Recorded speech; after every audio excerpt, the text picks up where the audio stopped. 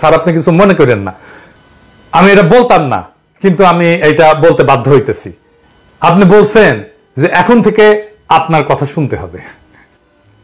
না স্যার, আপনাকে বরং আমাদের কথা শুনতে হবে, জনগণের কথা শুনতে হবে। কিন্তু বাংলাদেশের মূল সংকট আসলে দুর্নীতি বা এসব না, মূল সংকটের যে মা সেটা হচ্ছে অবৈধভাবে ক্ষমতায় থাকা, এবং সেটার কারণে বাকিগুলো আসলে উপসর্গ, রোগ কিন্তু ওটা না। আসসালামু আলাইকুম, আমি আপনাদের কাছে দেখাবো আগামী নির্বাচনকে কেন্দ্র করে একই তথ্য দিলেন যা আপনারা জানলে অবাক হয়ে যাবেন।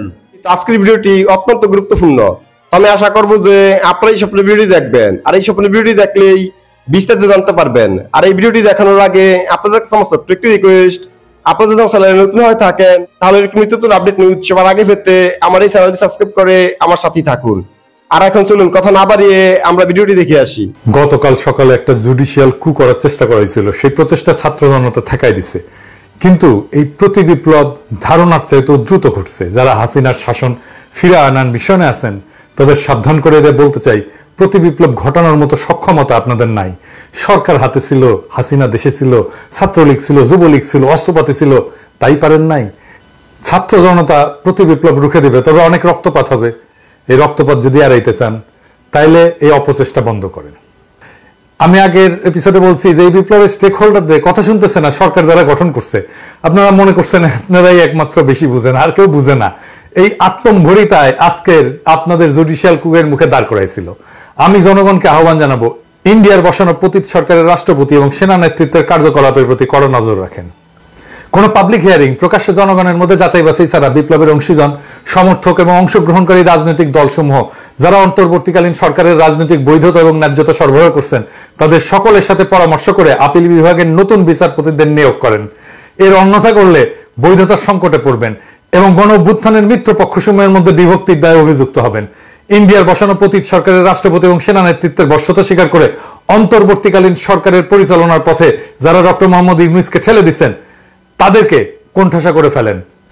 আশা করি বিচার বিভাগ নিয়ন্ত্রণকারী দস্যুদের আজকের কুপ্রচেষ্টা ব্যর্থ হওয়ার পর আপনাদের হুঁশ ফিরবে, সজাগ এবং সচেতন হবেন।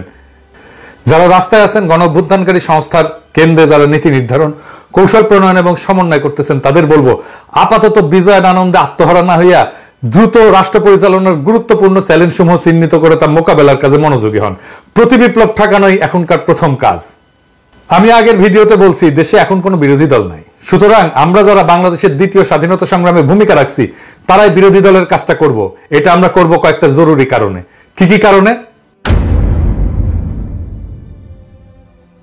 প্রথমত, এই সরকার একটা অত্যন্ত ক্রিটিক্যাল সময় দেশের শাসনভার গ্রহণ করছে। এই সরকারের সাফল্যের উপর নির্ভর করতেছে আমরা আমাদের বিজয় ধরে রাখতে পারবো কি পারবো না, নাকি আমাদের দ্বিতীয়বারের স্বাধীনতা অব্যাহত হয়ে যাবে। সুতরাং এই সরকারকে গঠনমূলকভাবে সমালোচনা করা, সহায়তা করা আমাদের কর্তব্য। দ্বিতীয়ত, এই সরকার যে প্রক্রিয়া গঠিত হয়েছে এবং এতে যারা অন্তর্ভুক্ত হয়েছেন তাতে এর সাথে সীমাহীন আত্মত্যাগের মাধ্যমে অর্জিত আমাদের এই ঐতিহাসিক বিপ্লবের যে স্পিরিট তা আগামী দিনগুলোতে সঠিকভাবে বাস্তবায়িত হবে কিনা তা নিয়ে আমার গভীর সন্দেহ আছে। তাই এই সরকারকে লাইনে রাখার কাজটাও বিপ্লবীদেরকেই করতে হবে। তৃতীয়ত, এই সরকারের 16 জন উপদেষ্টার মধ্যে 12 জনেরই সরকার পরিচালনার কোনো দৃশ্যমান যোগ্যতা এবং অভিজ্ঞতা নাই। এরা নিশ্চিতভাবে মেস আপ করবেন। তাদের ভুল এবং ব্যর্থতা নির্দেশ করা একটা অতি গুরুত্বপূর্ণ কাজ।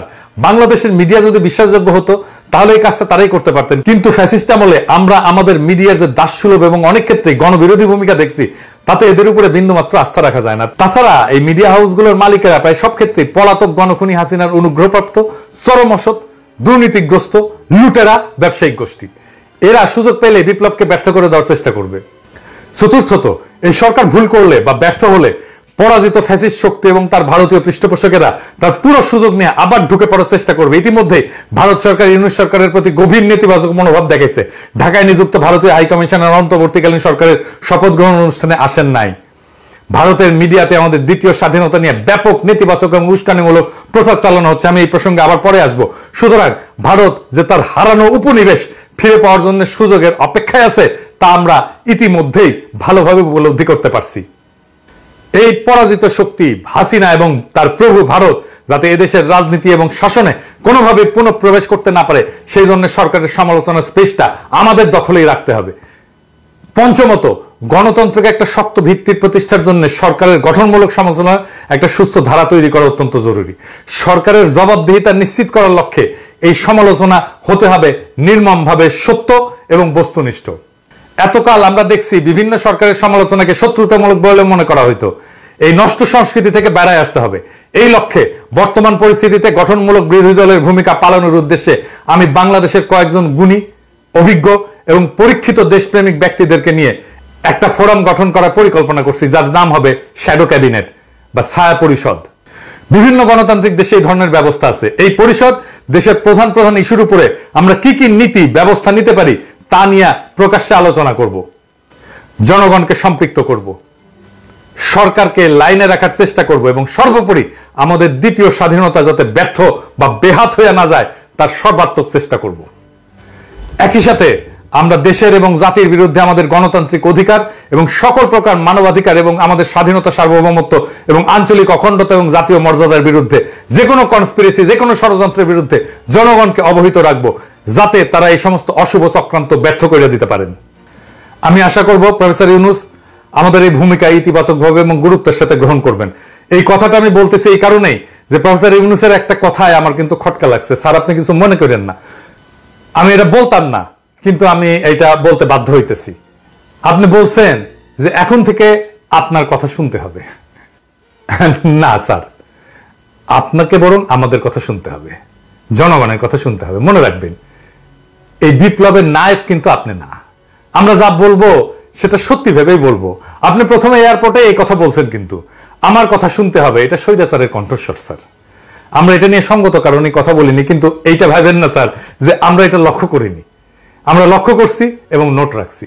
এই বিপ্লবের ফসল যাতে লুট হইয়া না যায়, আমাদের দ্বিতীয় স্বাধীনতা যেন আবার বিদেশিদের পায়ে বিসর্জিত না হয়, তার জন্য আমরা আমাদের জবান খোলা রাখবো। দেশ কিন্তু গ্রামীণ ব্যাংক না স্যার, আর আপনি কিন্তু দেশের এমডি না স্যার। হ্যাঁ, যাই হোক, আপনাকে এবং আপনার সরকারকে আমাদের কথা শুনতেই হবে। আমাকে কিঞ্চিত এটা রূঢ়ভাবে বলতে হইল, কারণ এটা শুধু আপনি বলেননি, এক উপদেষ্টা দায়িত্ব নিতে না নিতেই বললেন কঠিন এবং বিব্রতকর প্রশ্ন করবেন না। এই সরকার কতদিনের হতে পারে, এইরকম আপনার কোনো প্রত্যাশা আছে? আপনি আমাকে কোনো কঠিন প্রশ্ন করেন না। এটা তো স্বৈরাচারের ভাষা। এই মনোবৃত্তি নিয়ে কি করে একজন একটা বিপ্লব উত্তর সরকারের স্থান পায়, ভারী উদ্বেগের বিষয়। আমি আরো উদ্বিগ্ন, এই সরকারে ১-১১ তিন ব্যক্তিত্ব জায়গা পেলেন কি করে এবং কারা কারা। আসেন আমরা একটু দেখি। এর মধ্যে একজন হইতেছেন ব্রিগেডিয়ার সাখাত, যাহার সম্পর্কে আগের ভিডিওতে বলছি, কিন্তু উনার কীর্তি এতই মহৎ যে উনার সম্পর্কে বললে আর শেষ হবে না আর কি। 2008-এর নির্বাচনে কিভাবে আওয়ামী লীগ জিতলো জানেন? আওয়ামী লীগ পেল 49% ভোট, আর বিএনপি পেল 33.20% ভোট। আর সিট পেল আওয়ামী লীগ কত? 230, আর বিএনপি 33 মাত্র। এটা কেমনে কিভাবে হইল? আসেন এটা একটু দেখি, এবং এর পিছনে কুশীলব কে ছিল।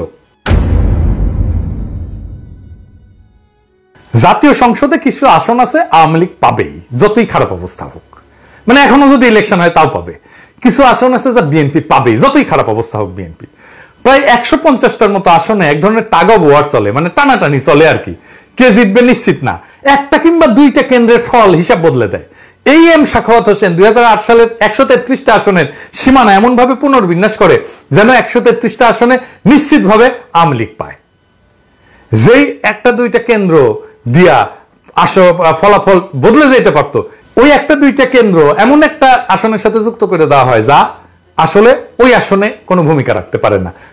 সো সেই আসনে ফলাফল নির্ধারণে ওই কেন্দ্রগুলোর একটা অ্যাডভান্টেজ নষ্ট করে দেওয়া হয়। এই লোকটা তো আসলে করাপ্ট, এটা স্যার আপনি জানেন না? হ্যাঁ, আপনি তার পাশে রাখছেন। চট্টগ্রামে থাকার সময় সেনাবাহিনীর গম চুরির দায়ে আর্মি থেকে ডিসমিস চেয়ে। তো এই লোককে নিয়ে প্রফেসর ইউনূস কেমনে কাজ করবে? আমি শুনছি উপদেষ্টা পরিষদের মিটিং এ নাকি মিলিটারি মেজাজ দেখায়। সত্য মিথ্যা জানি না, কেমন খাইস্টা দেখেন। ডরে বিদ্রোহী পুলিশদের সাথে কথা বলতে রাজারবাগ পুলিশ ফাঁড়িতে যায় না, আবার মিলিটারি মেজাজ দেখায়। শুনলে একদম তৃপ্তি জইলা যায় এই সমস্ত কথা শুনলে। এখন সুশীল হয়ে বসছে, এখন সরকার হয়ে বসছে। আর তৌহিদ হোসেন সাহেব, আমি কিন্তু পছন্দ করি। ইনি কিন্তু 11 সময় পররাষ্ট্র সচিব ছিলেন। ব্যক্তিগতভাবে অত্যন্ত সজ্জন মানুষ, সন্দেহ নাই। আমি বলছি যে আমি ওনারা পছন্দ করি, ওনার সাথে আমার দেখা হয়েছে, এক সময় কথা হয়েছে, কিন্তু সরকার হিসাবে কিন্তু পছন্দ করি না, বিশেষ করে এই সময়। কারণ তার সচিব থাকার সময় বাংলাদেশকে ভারতের পায়ে সমর্পণ করা হয়। এবার আমরা দ্বিতীয় মুক্তিযুদ্ধ করে ভারত মুক্ত হইলাম, এখন কি করে আশা করতে পারি যে তিনি বুক চিতায় শহীদ আবু সাইদের মতো ভারতের সামনে দাঁড়াইতে পারবেন? আমি অন্তত সেই আশা করি না। সেই মেরুদণ্ড ওনার নাই, থাকলে সেই সময় রুখে দিতেন। তাই এই কাজ তারে দিয়ে হবে না। আর 111 আর এক কুশীলা বলে হাসান আরিফ, এর আমলে 3 মাসের তত্ত্বাবধায়ক সরকারকে টেনে টুনে 2 বছর মেয়াদি করা হয়, যার ফল আমরা 16 বছর ধরে মর্মে মর্মে উপলব্ধি করতেছি। কে 2 বছর মেয়াদি করার কাজটা করছে? উনি। এই সরকারের প্রত্যেক মানুষকে হইতে হবে দক্ষ, বিপ্লবের চেতনাবাহী এবং সাহসী এবং হৃদয়বান। হাসান আরিফ তার পুত্রবধূকে 9 মাসের অন্তঃসত্ত্বা অবস্থায় জেলে পাঠাইছিলেন। জেলেই মহিলার বাচ্চা হয়েছে। আপনার যত বড় শত্রু হোক না কেন, 9 মাসের অন্তঃসত্ত্বা নারীকে আপনি জেলে পাঠাইতে পারেন? উনি বলবেন জেলে তো আমি পাঠাই নাই, পুলিশ নিয়ে গেছে। 10 বার জামিন চাইছিল এই মহিলা, ওনার পুত্রবধূ। ক্ষমতা খাটায় আটকায় দেওয়া হয়েছে। কে ক্ষমতা খাটাইছে? 2 বছরের মাসুম বাচ্চাকে মায়ের কাছ থেকে সরায় রাখা হয়েছে। উনি তো বাসার মানুষকে আগে দেখবেন, দেশের মানুষের প্রতি ন্যায় উনি কেমনে করবেন? নিজের বাসা ঠিক রাখতে পারে না, আর দেশের প্রতি দায়িত্ব পালন করতে আসছেন। এই সমস্ত বালের আলাপ দিয়েন না তো আমার সাথে।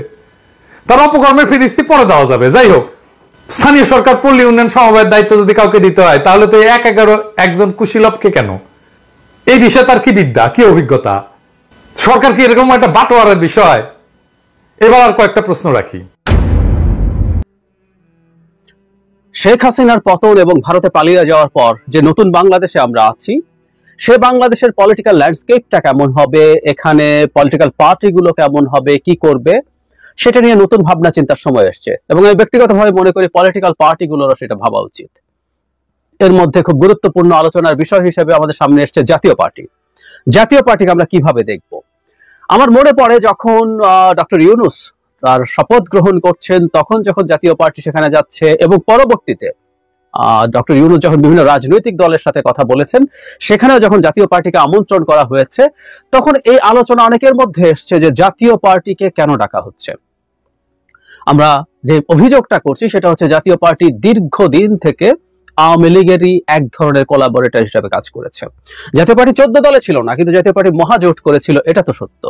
সুতরাং বর্তমান প্রেক্ষাপটে জাতীয় পার্টিকে আমরা কিভাবে দেখব, জাতীয় পার্টির আসলে মানুষের পালস বোঝা কতটা উচিত, বা তারা কতটুকু বুঝতে পারছেন, সেই প্রশ্ন করা দরকার।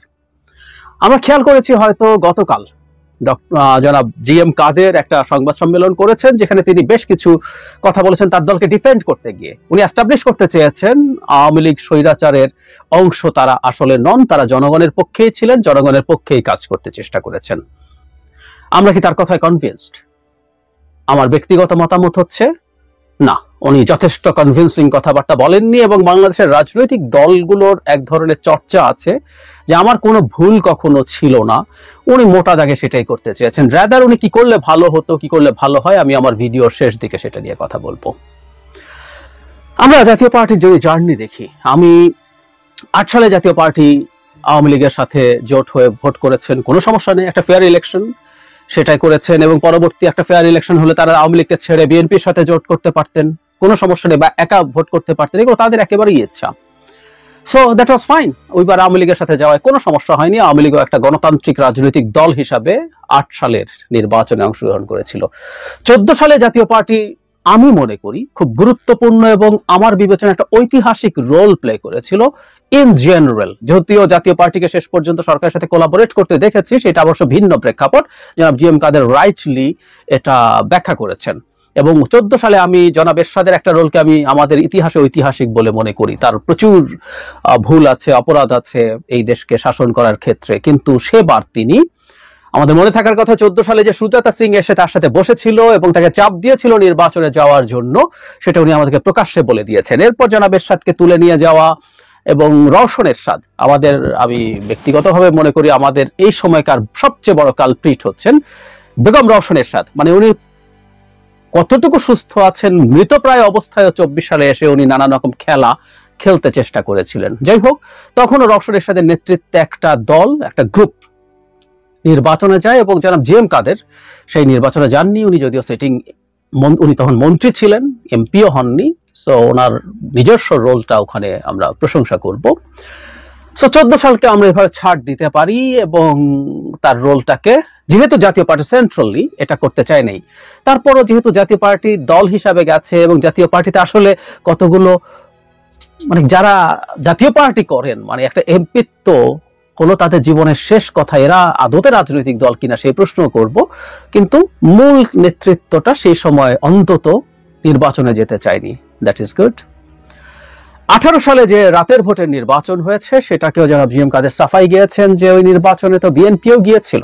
আমি ওনার সাথে একটা জায়গায় সিরিয়াসলি দ্বিমত করি। আমি জাতীয় পার্টির কারো মুখ থেকে আজ পর্যন্ত, অন্তত যারা পার্লামেন্টে গেছেন বা সর্বোচ্চ নেতা কারো মুখ থেকে বলতে শুনিনি যেদিন রাতের ভোট হয়েছে।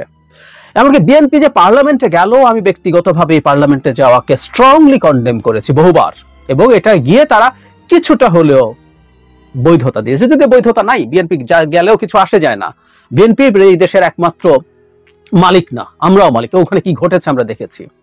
তবে বিএনপিকে আমরা এই ছাড়টা দেব, বিএনপির এমপিরা অন্তত 2-3 জন এমপি যারা কথা বলেছেন পার্লামেন্টে প্রকাশ্যে, অন্তত আমি একজনের কথা কোটই করতে চাই, ব্যারিস্টার রুমিন ফারহানা। তিনি তার প্রথম যে ভাষণ, প্রথম যে বক্তৃতা সংসদে দাঁড়িয়ে করেছেন, সেখানে উনি, আমার মনে পড়ে, উনি বলেছিলেন যে এই সংসদ আর একদিনও না টিকলে তিনি খুশি হবেন, এবং রাতের ভোটের কথা বলতে গিয়েই ওনার মাইক টাইক সব বন্ধ করে দেওয়া হয়। সুতরাং সংসদে দাঁড়িয়েই রাতের ভোটের কথা বিএনপি এমপিরা বলেছেন, বাইরে তো বলেছেনই, অন্যরাও বাইরে বলেছে। সুতরাং বিএনপি দল হিসাবে কখনো রাতের ভোটকে এন্ডোর্স করেনি এবং সেটাকে প্রকাশ্যে সমালোচনা করে গেছে। তো পার্লামেন্টে যাওয়ার পাপ আছে, কিন্তু সেটা আবার বাইরে তারা যা বলেছে, যা করেছে, দলগতভাবে যা করেছে, সেটার স্খলন আছে।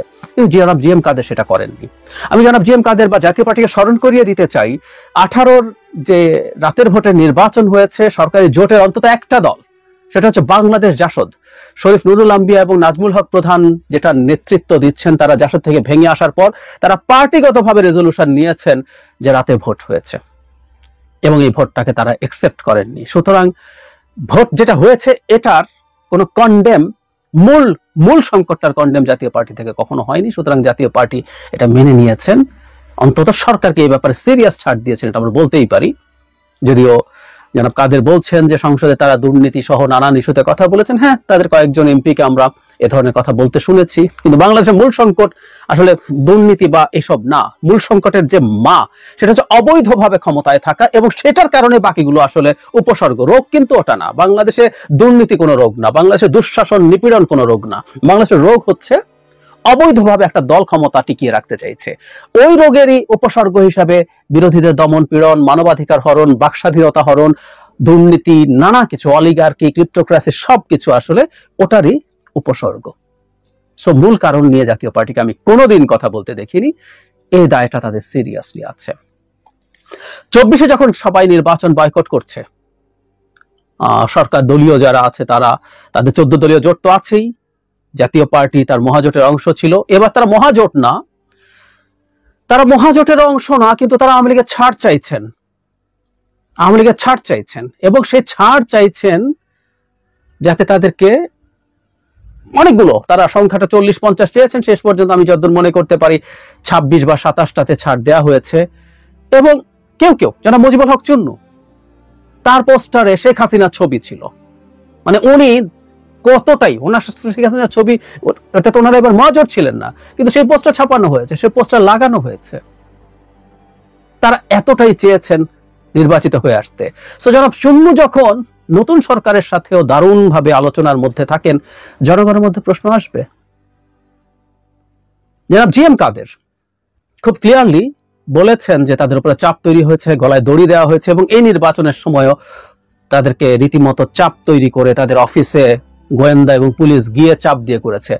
আমার মনে পড়ে মনোনয়নপত্র মানে সাবমিশন বা প্রত্যাহারের শেষ দিন, সাবমিশন না, প্রত্যাহারের যে শেষ দিন ছিল, সেদিন অনেক পুলিশ টুলিশ গিয়ে এবং গোয়েন্দা সংস্থার লোক গিয়ে পার্টির অফিসে হাজির ছিল। কিন্তু আমি দুঃখিত, এটা এই জন্য না যে জাতীয় পার্টি নির্বাচন থেকে সরে আসতে চেয়েছে। জাতীয় পার্টিকে আসলে চাপ দেওয়া হয়েছিল, কারণ জাতীয় পার্টি চেয়েছিল সিট আরো বেশি পাক, কিন্তু আওয়ামী লীগ ছাড় কম দিতে চেয়েছিল, এবং এই চাপটা জাতীয় পার্টি আওয়ামী লীগকে দিচ্ছিল যে আমাকে যদি ওই সিটগুলো দেয়া না হয়, ওই পরিমাণ সিট দেয়া না হয়, তাহলে আমি বেরিয়ে আসবো। তার মানে নির্বাচনে যাওয়ার ক্ষেত্রে নীতিগত সিদ্ধান্তে জাতীয় পার্টির কোনো দ্বিমত ছিল না, ওটা একটা বার্গেনিং ছিল। তখন তাদেরকে গোয়েন্দা সংস্থা দিয়ে বা পুলিশ দিয়ে চাপ দেওয়া হয়েছে, সেটা ডিফারেন্ট ডিসকাশন। সুতরাং ওখানেও যে জাতীয় পার্টি নির্বাচনে যেতে চায়নি, এই কথাটা ঠিক না। নির্বাচনে যেতে চেয়েছে, আওয়ামী লীগের ছাড় দিয়ে সংসদে আসতে চেয়েছে।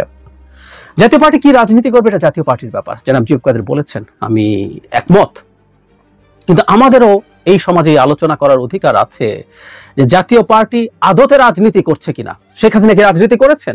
শেখ হাসিনা কি রাজনীতি করে ক্ষমতায় থেকেছেন? No, that's the main problem. In fact একটা মাফিয়া তার ক্ষমতা টিকিয়ে রাখার জন্য যা তা করাকে রাজনীতি বলে না, এবং ওটার সহযোগী সামহাউ যারা যারা হয়েছেন, ইচ্ছায় অনিচ্ছায়, অনিচ্ছাটা ছাড় দিলাম, ইচ্ছাই হয়েছেন অনেক। আমি জনাব জি এম কাদেরের প্রবলেমটা বুঝিও। আমি জাতীয় পার্টির একাধিক গুরুত্বপূর্ণ নেতার মুখে শুনেছি, যাদের সাথে আমি টকশো করেছি, যে ওনারা নিজেরাও মনে করেন না জাতীয় পার্টি আদতে কোনো পলিটিক্যাল পার্টি। ওর মধ্যে কিছু লোক আছে তারা যে কোনো ভাবেই চায় এমপি টেমপি হতে, পারলে মন্ত্রী হতে। উনি বলেছিলেন, কয়েকজন আমাকে বলেছেন এইভাবে, যে জি এম কাদের যদি সিদ্ধান্ত নেন যে উনি নির্বাচনে যাবেন না, ওনাকে মাইনাস করে, তখন রওশন এরশাদ আমাদের মনে আছে প্রায় জীবন মৃত অবস্থার মতো ওনাকে দেখতে, তাই মনে হতো উনি বেঁচে আছেন না মরে আছেন, সেই অবস্থায় উনি চিঠি দিচ্ছিলেন। উনি অনেকেই বলছিলেন যে তারা আবার মানে রওশন এরশাদের নেতৃত্বে 14 সালের মতো নির্বাচনে যাবেন টাবেন। সো এগুলো দল কি দল না সেটা তো আসলে আমাদের দেখার ব্যাপার না, আমরা বাইরে থেকে কি দেখছি। জনাব জি এম কাদের হতেই পারে যে এক গ্রুপ অফ থাগসকে নিয়ে কাজ করছেন, কিন্তু বাইরে থেকে আমরা এটাকে যদি রাজনৈতিক দল বলি, তার এই সিদ্ধান্তগুলো আমাদেরকে বিবেচনা করতে হবে।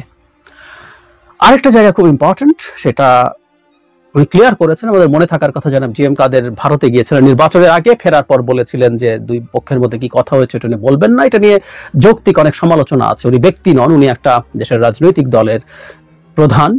সো উনি কি কথা বলেছেন এটা শোনা দরকার ছিল, কিন্তু এই প্রসঙ্গে এবার এসে নিয়ে এটা জানিয়েছেন এবং 2-3 বার শব্দ পরিবর্তন করে উনি যেটা বলতে চেয়েছেন সেটা হলো ভারত জাতীয় পার্টিকে খুব কাছের রাজনৈতিক দল হিসাবে মনে করে এবং সেই মনে করা নিয়ে তাদেরকে তাদের ব্যাপারে কিছু কিছু প্রশ্ন করেছে। কিন্তু আমাদেরও এই ব্যাপারটাও আমার ধারণা যে সামনের রাজনীতিতে জাতীয় পার্টিকে ক্লিয়ার করতে হবে। ভারতের সাথে সদ্ভাব নিয়ে খুব মেজর প্রশ্ন নাই, কিন্তু যে ভারত এই এন্টায়ার সময়ে বাংলাদেশের রাজনীতিকে ধ্বংস করেছে, বাংলাদেশের স্টেট স্ট্রাকচারকে ধ্বংস করেছে শেখ হাসিনাকে ক্ষমতায় রাখতে গিয়ে, সেই দলটা যখন, সেই রাষ্ট্রটা, সেই দেশের রাষ্ট্রের সরকার যখন বাংলাদেশের কোন রাজনৈতিক দলকে তার কাছের সরকার বলে মনে করে, এটাও জাতীয় পার্টির জন্য খুব পজিটিভ কিনা জাতীয় পার্টিকে ভাবতে হবে।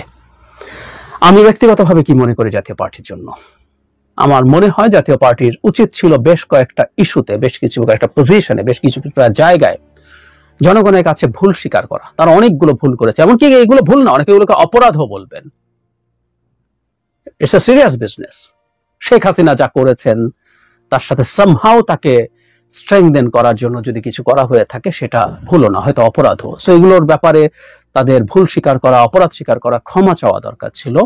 এবং বাংলাদেশে ভারত যা যা করেছে সেই ব্যাপারে তাদের অবস্থান পরিষ্কার করা দরকার। কিন্তু ভারত এই কয়েক মাস আগেও যদি তাদের খুব কাছের মনে করে, তারা এখন ভারতকে কি মনে করছেন? এই কয়েক মাস আগেও কি ভারতের বাংলাদেশের ভূমিকা জাতীয় পার্টি জানতো না? জানতো। তো আমি আশা করছি যে আপনারা সম্পূর্ণ ভিডিওটি দেখেছেন। তাহলে আপনাদের যদি বৃষ্টি নিয়ে কোনো মতামত থাকে আমাকে অবশ্যই কমেন্টে জানাবেন। আর আপনারা যদি আমার চ্যানেলে নতুন হয়ে থাকেন তাহলে আমার এই চ্যানেলটি সাবস্ক্রাইব করে আমার সাথেই থাকুন। তো দেখা হচ্ছে পরবর্তী ভিডিওতে। সেই পর্যন্ত সবাই ভালো থাকবেন, সুস্থ থাকবেন। আল্লাহ হাফেজ।